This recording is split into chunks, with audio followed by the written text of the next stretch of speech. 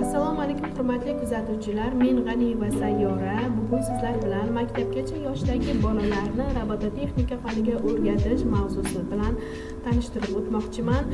Quyidagi so'zlarni kalit so'zlar sifatida kirgizdik, tanishib chiqishingiz mumkin. Endi keyingi qismga o'tamiz.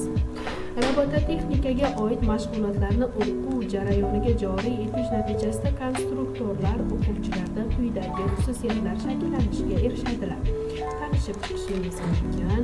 Faoliyatdan tashqari mashg'ulotlar uchun motivatsion asos, o'z harakatlaringizni vazifaga va uni amalga oshirish shartlariga muvofiq rejalashtirish, obyektni tahlil qilish, muhim va ahamiyatsiz xususiyatlarni ajratib ko'rsatish, qismlardan bir tizim hosil qilish sifatida sintezni amalga oshirishdir.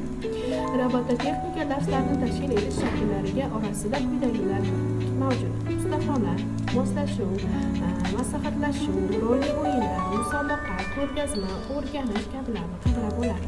Robototexnika maktabgacha bo'lgan yoshdagi bolalarni ixtiro qilish va kashfiyotlar yaratishga undash bilan birga ulardagi tafsilotlarga e'tibor, intizom, mas'uliyat kabi ko'nikmalarni shakllantiradi.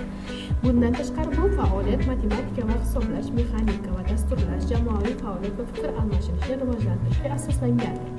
Ishonchli ma'lumotlarda birinchi robotning loyihasini Leonardo da Vinci yaratgan. Bu zirhli ritsarga o'xshagan android edi.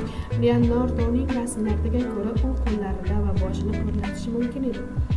Mashhur ixtirochi nima uchun ritsarga oyoqlarini qimirlatish, ya'ni yurish qobiliyatini bermaganligi savoli ochiq qolmoqda. Ehtimol u buni texnik jihatdan qiyin muammo deb hisoblagan. Bu mutlaqo to'g'ri. Leonardoda mexanizmlarning inson organlari bilan o'zaro ta'siri haqidagi g'oyalar bor edi. Ya'ni u 15 hamda 16 asr boshlarida u to'g'ridan to'g'ri inson asab tizimi tomonidan boshqariladigan protezlarning zamonaviy rivojlanishini kutgan edi.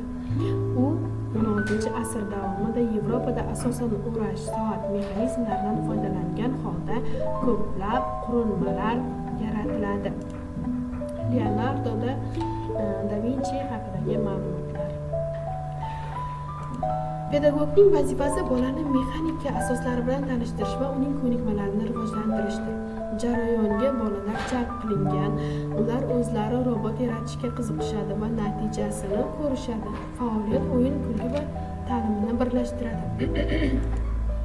Robototexnika nima va u bolalarga nima uchun kerak? Robototexnika insonning turmush tarzini yengillashtiruvchi avtonom qurilma va texnikalarni kashf etishga xizmat qiladigan soha bo'lib, bugungi kunning eng serdaromad kasbi hisoblanadi. Robototexnika maxsus konstruktorlardan foydalangan holda robotlar yasashdir. Robototexnika 3 yo'nalishni o'z ichiga oladi: dizayn, dasturlash, elektronika. Robototexnika bu mashinasozlik, elektrotexnika va informatika fanlarini birlashtirgan soha. Ushbu dastur doirasida bolalar robotlarni loyihalash, qurish va ulardan foydalanish, shuningdek ularni boshqarish, fikrlar va ma'lumotlarni qayta ishlash uchun kompyuter tizimlarini o'rganadi. Foydalanilgan adabiyotlar haqida ma'lumotlar berib o'tilgan bu qismimizda tanishib chiqishingiz mumkin. Sizlarga bermoqchi bo'lgan qisqa ma'lumotlarim shulardan iborat edi. E'tiboringiz uchun tashakkur. Xayr, sog' bo'ling.